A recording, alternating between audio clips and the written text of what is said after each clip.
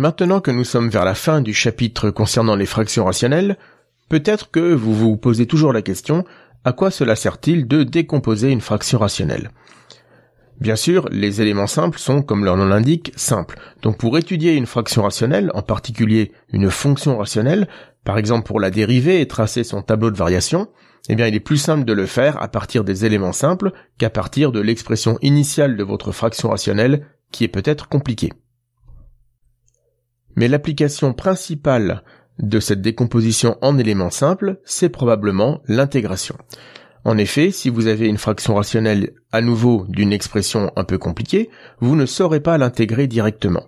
Par contre, une fois que vous l'aurez décomposé en éléments simples, chaque élément simple s'intégrera assez facilement, et c'est ce que nous allons voir ici. Commençons par le cas complexe qui, comme souvent, est le plus simple. Nous avons donc une fraction rationnelle et nous l'avons décomposée en somme d'éléments simples. Les éléments simples dans le cas complexe ne peuvent être que de deux formes possibles. Soit ce sont des polynômes, auquel cas il n'y a aucun souci pour les intégrer, soit ce sont des fractions rationnelles de la forme a sur x moins lambda puissance k, avec a et lambda des complexes, et k un entier naturel non nul. Alors là par contre, il faut voir comment nous allons les intégrer. Donc le but, c'est de calculer une primitive de 1 sur t moins lambda puissance k dt, une primitive complexe bien sûr. Nous allons devoir distinguer deux cas, soit la puissance l'exposant petit k est strictement plus grand que 1, soit il est égal à 1. S'il est strictement plus grand que 1, eh bien nous savons directement donner le résultat, nous connaissons une primitive de 1 sur t moins lambda puissance k, c'est moins 1 sur k moins 1, divisé par 1 sur x moins lambda puissance k moins 1, si ici t est la variable d'intégration et x est la variable de notre fonction. Lorsque k est égal à 1, les choses sont un peu plus compliquées car il n'y a pas de logarithme complexe. Donc si nous avons justement une fraction de la forme 1 sur t moins lambda avec lambda complexe, nous ne pouvons pas dire qu'une primitive c'est log de t moins lambda, cela n'a aucun sens puisque le log d'un complexe n'existe pas. Donc nous allons être obligés de revenir à la définition d'intégrale complexe et de séparer notre intégrande en une partie réelle plus i fois une partie imaginaire. Donc nous allons noter lambda sous la forme alpha plus i bêta avec bien sûr alpha et bêta des réels, et nous allons décomposer sous forme algébrique notre intégrande, c'est-à-dire 1 sur t moins lambda. Donc 1 sur t moins lambda est égal à 1 sur t moins alpha moins i bêta, nous multiplions par la quantité conjuguée, ce qui nous donne au numérateur t moins alpha plus i bêta, et au dénominateur, nous obtenons t moins alpha au carré plus bêta carré. Nous séparons donc cette somme en une partie réelle et une partie imaginaire, et il faut intégrer chacune des deux parties. Donc commençons par intégrer en fonction de t, la fonction t moins alpha sur t moins alpha carré plus bêta carré dt. Et bien ici, nous observons tout simplement que le numérateur, c'est 1/2 fois la dérivée du dénominateur. Donc tout simplement, une primitive, c'est 1/2 de log du dénominateur. Donc 1/2 de log de x moins alpha au carré plus bêta carré. Donc ça, c'est pour la partie réelle. Pour la partie imaginaire, il nous faut intégrer bêta sur t moins alpha carré plus bêta carré dt.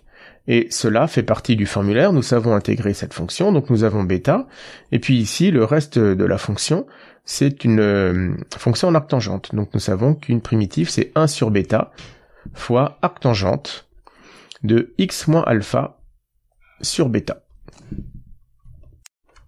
Ainsi, finalement, nous avons bien réussi à intégrer ce que nous voulions, et nous obtenons que l'intégrale de dt sur t moins lambda est égale à toute cette quantité.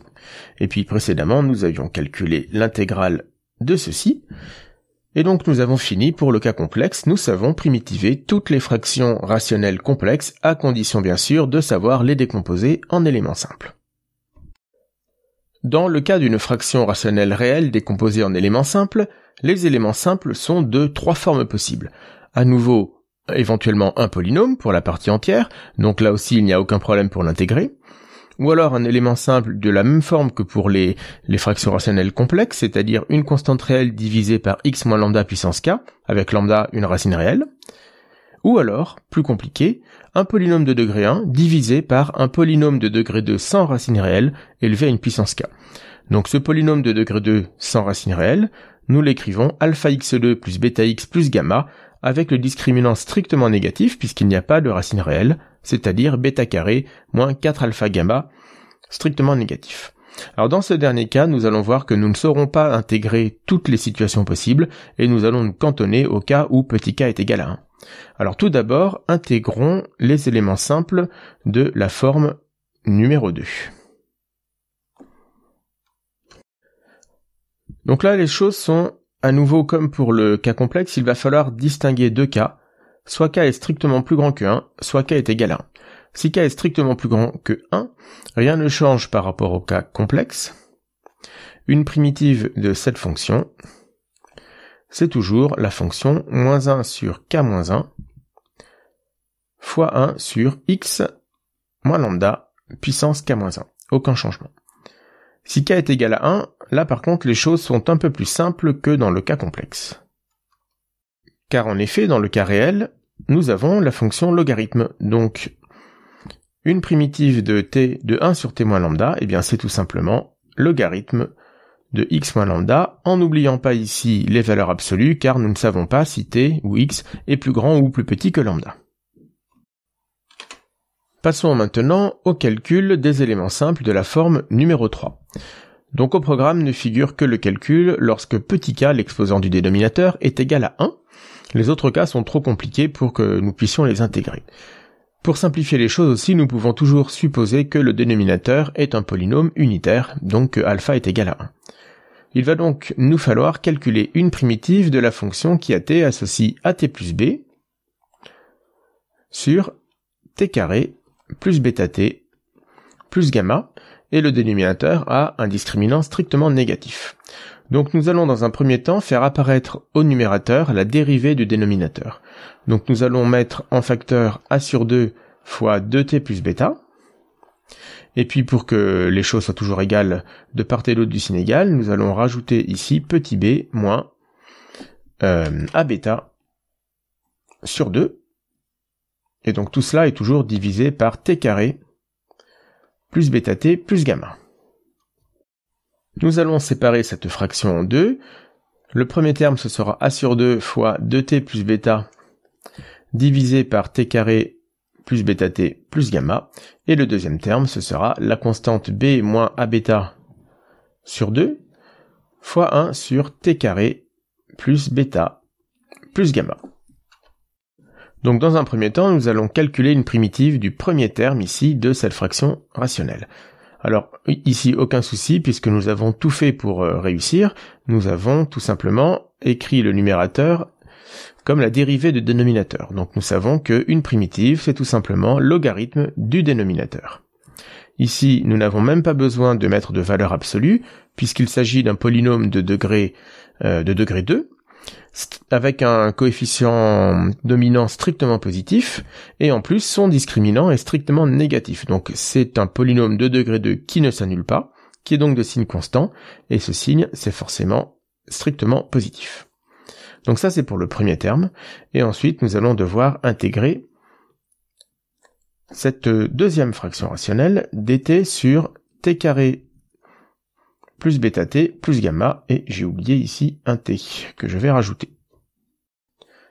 Alors l'idée au dénominateur, c'est de faire apparaître une identité remarquable.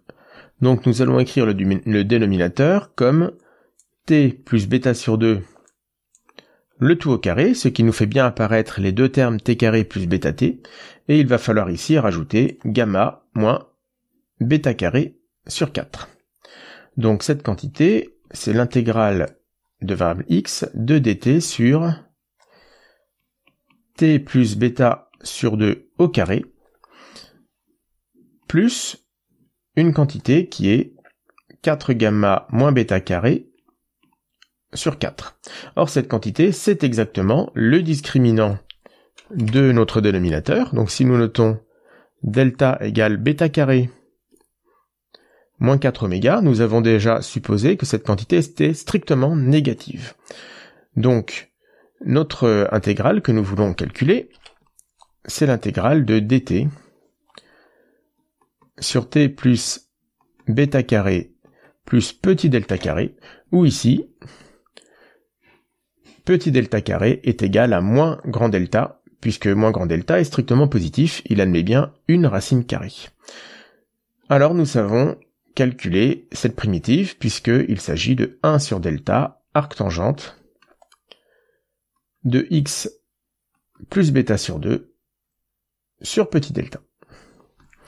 Et donc grâce à cela, nous avons terminé et nous pouvons conclure. Donc si nous rassemblons les différents morceaux que nous avons intégrés, nous voyons que dans le cas numéro 3 avec k égale 1 et alpha aussi, nous obtenons ce résultat-là, une primitive de notre élément simple, c'est toute cette fonction a sur 2 logarithme de x2 plus bêta x plus gamma, plus petit b moins a bêta sur 2, le tout sur delta, fois arctangente de x plus bêta sur le 2 sur delta. Donc je ne traite pas d'exemple dans cette vidéo car nous aurons l'occasion d'en faire en classe. Ces formules, de toute façon, ne sont certainement pas à apprendre par cœur, mais vous devez savoir refaire ces calculs et retrouver ces résultats lorsque vous en avez besoin. Et donc, je vais m'arrêter là et nous avons terminé ce chapitre sur les fractions rationnelles.